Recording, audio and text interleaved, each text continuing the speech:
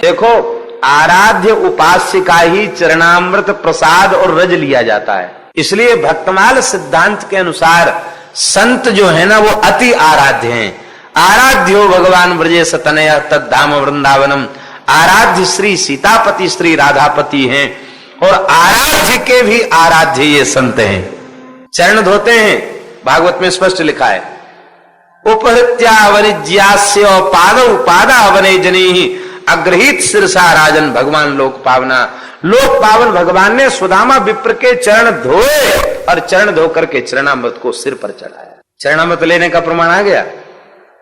जूठ उठाई और जूठन खाने का प्रमाण तो ऐसा है, उसको देखे तो ब्रह्मा जी चक्कर में पड़ गए। अरे कन्हैया, हमारी सौगंध है, तू पी को तो देख, मेरी मैया ने कितनी जोर की धुंगारी छाछ बनाई। तो 2-4 घूंट पीने के बाद हमारे यहां ब्रज के एक संत थे, पूज्य श्री मथुरा दास जी भक्तमाली जी, वो कहते थे कि और तो सब जूठा खाते खाते ब्रह्मा जी घबराई गए देखते देखते कि ठाकुर सबकी जूठन खा रहा है। एक विचित्र लीला देख के तो सर्वथा उनकी बुद्धि भ्रमित हो गई। ये भगवान नहीं हो सकता। क्या? एक ग्वारिया ने छाछ पी, राय तो बढ़िया बनाए कि लाओ बढ़िया राय, तो अब वो कमोरी लेके राय तो पी गयो स्वाद में। उसे ये ध्यान बाद में आया कि हमको कन्हैया को पिवाना चाहिए, तो बाकी तो सब पी गया था। 2-4 घूंट उसके मुहड़े में भरा था।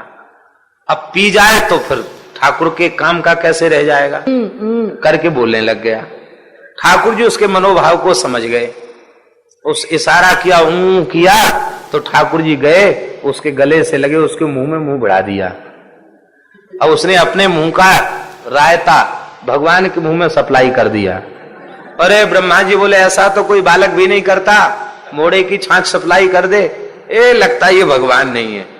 तो भक्तों की जूठन खाने की इससे बड़ी लीला और क्या होगी ब्रज लीला में। ऐसा बाबा श्री मथुरा दास जी महाराज कहा करते थे। जूठन खाते देख करके तो ब्रह्मा जी को मोह हुआ। तो भगवान की भक्ति समस्त उपासनाओं में, आराधनाओं में भगवान श्री हरि की आराधना श्रेष्ठ है। और भगवान श्री हरि की आराधना उपासना में हरिदासों की आराधना उपासना उससे भी श्रेष्ठ है। भक्तों की आराधना उपासना श्रेष्ठ है।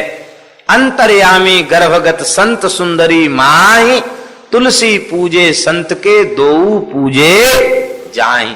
किसी गर्भिणी के गर्भगत बालक को आप हृष्ट पुष्ट संतुष्ट करना चाहें तो क्या उपाय है? गर्भिणी नारी को उत्तम पौष्टिक आहार दिया जाए, उसका गर्भगत बालक अपने आप पुष्ट हो जाएगा। ऐसे ही ये संत सुंदरी के समान हैं, तो इनके गर्भ में श्री रामकृष्ण विराजमान हैं।